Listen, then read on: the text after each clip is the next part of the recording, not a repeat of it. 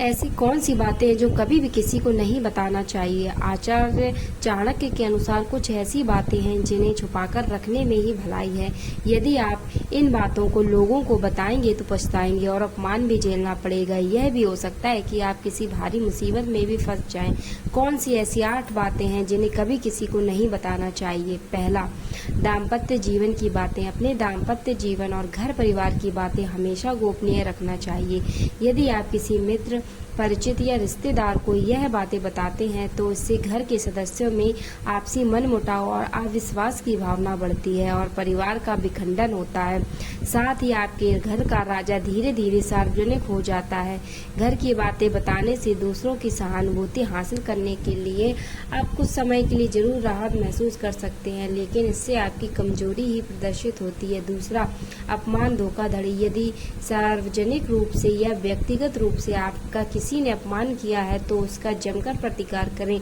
यह भी याद रखें, यदि आप अपने अपमान को प्रचारित करेंगे तो फिर कई लोग आपका अपमान करने लगेंगे, क्योंकि लोगों को आपके साथ कभी सहानुभूति नहीं रहती है।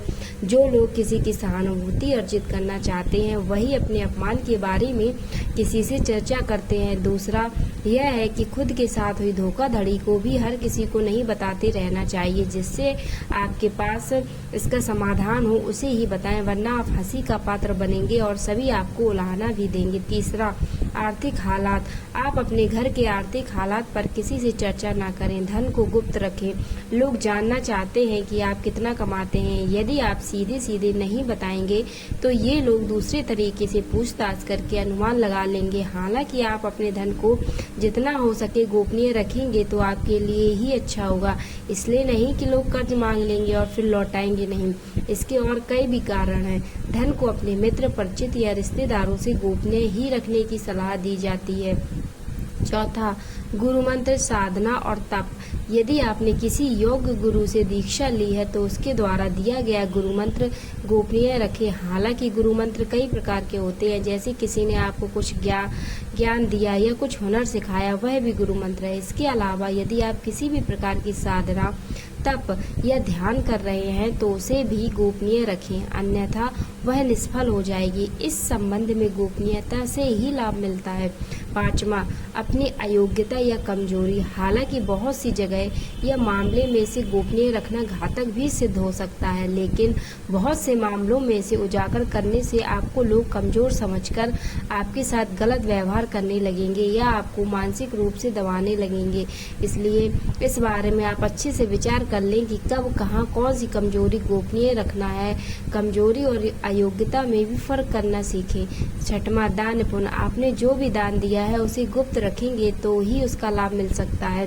गोपनीय दान देवताओं की नज़र में रहता है और जिस दान का बखान किया जा रहा है उसका फल निष्फल हो जाता है।